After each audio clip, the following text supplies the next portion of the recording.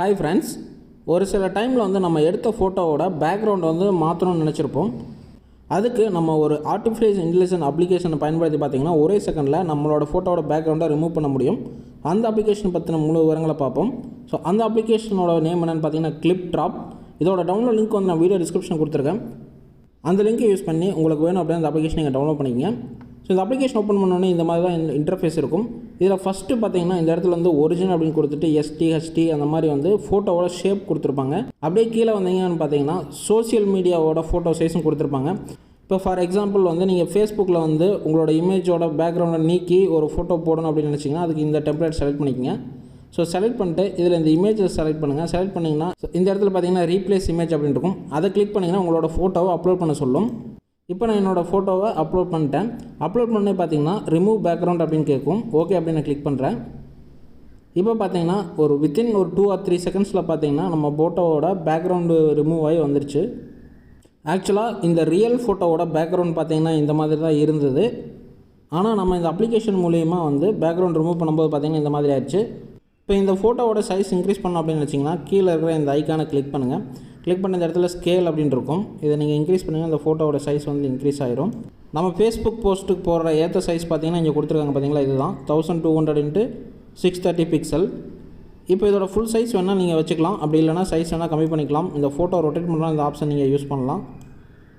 அடுத்த பார்த்தீங்கன்னா இந்த இடத்துல பார்த்தீங்கன்னா ClipDrop அப்படின்னு ஒன்று இருக்கும். இது பார்த்தீங்கன்னா வாட்டர் மார்க்கு. இந்த வாட்டர் மார்க் நீங்கள் ரிமூவ் பண்ணணும் அப்படின்னா நீங்கள் வந்து இந்த அப்ளிகேஷனை காசு கொடுத்து வாங்கணும். இப்போ என்ன பண்ணுறேன்னா இந்த மாதிரி பேக்ரவுண்ட் ரிமூவ் பண்ணிட்டு எக்ஸ்போர்ட் அப்படின்னு நான் கொடுக்குறேன். எக்ஸ்போர்ட் அப்படின்னு கொடுத்துட்டு எக்ஸ்போர்ட் மறுபடியும் கிளிக் பண்ணுங்கள். கிளிக் பண்ணால் இந்த மாதிரி வந்து நீங்கள் யாருக்காவது வந்து வாட்ஸ்அப்லேயோ அல்லது ஜிமெயில் எதில் வேணால் நீங்கள் ஷேர் பண்ணிக்கலாம். அப்படி இல்லை அப்படின்னு நீங்கள் சேவ் அப்படின்னு கிளிக் பண்ணிங்கன்னா உங்கள் லோக்கலில் இது சேவ் ஆயிரும். சப்போஸ் நம்ம ரிமூவ் பண்ண பேக்ரவுண்டில் நீங்கள் வேறு ஏதாவது இமேஜ் ஆட் பண்ணணும் அப்படின்னா அதை ஆட் பண்ணிக்கலாம். ஸோ அதுக்கு நீங்கள் என்ன பண்ணணும்னா இந்த ஆப்ஷன் போய்ட்டு இதில் பேக்ரவுண்ட் அப்படிங்க செலக்ட் பண்ணுங்கள். செலக்ட் பண்ணிட்டு இந்த பேக்ரவுண்டில் இருக்கிற இந்த ஒயிட்டை கிளிக் பண்ணுங்கள். கிளிக் பண்ணிங்கன்னா இந்த இடத்துல பேக்ரவுண்ட் கலர் அப்படின்னு ஒன்று வரும். இந்த கலரில் பார்த்தீங்கன்னா இங்கே இருக்கிற இந்த ஆப்ஷனை வந்து நீங்கள் ஃபுல்லாக வந்து இந்த ஸ்டார்டிங் ஸ்டேஜ் கொண்டு வந்துடுங்க. அதுக்கப்புறம் என்ன பண்ணுறீங்கன்னா திரும்ப எக்ஸ்போர்ட் அப்படின்னு கொடுத்துட்டு நீங்கள் அதை இமேஜாக சேவ் பண்ணிக்கங்க.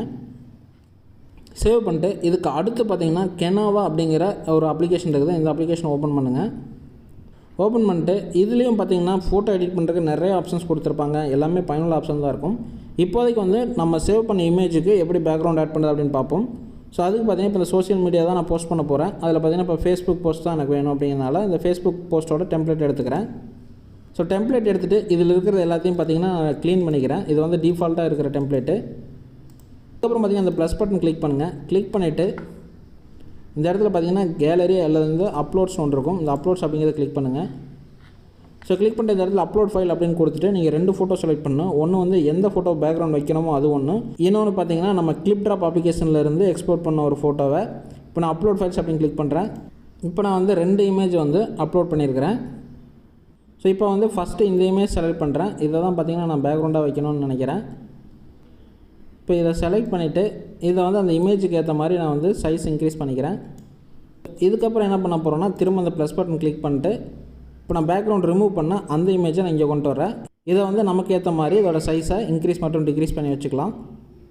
ஸோ இப்போ இந்த ஃபோட்டோ பார்த்திங்கன்னா நம்ம ரியலாக வந்து இந்த மாதிரி ஒரு லொக்கேஷனில் இருந்து ஃபோட்டோ எடுத்த மாதிரியே இருக்குது.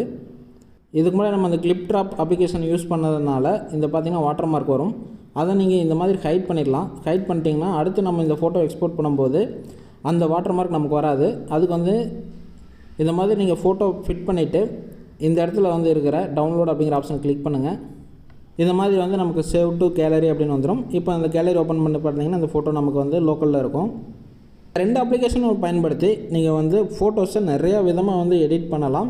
இந்த 2 அப்ளிகேஷன் பற்றின உங்கள் கருத்துக்களை கமெண்ட்ஸில் ஷேர் பண்ணுங்கள். இந்த வீடியோ உங்களுக்கு பிடிச்சிருந்தா அப்படின்னா லைக் மற்றும் உங்கள் ஃப்ரெண்ட்ஸ்க்கு ஷேர் பண்ணுங்கள்.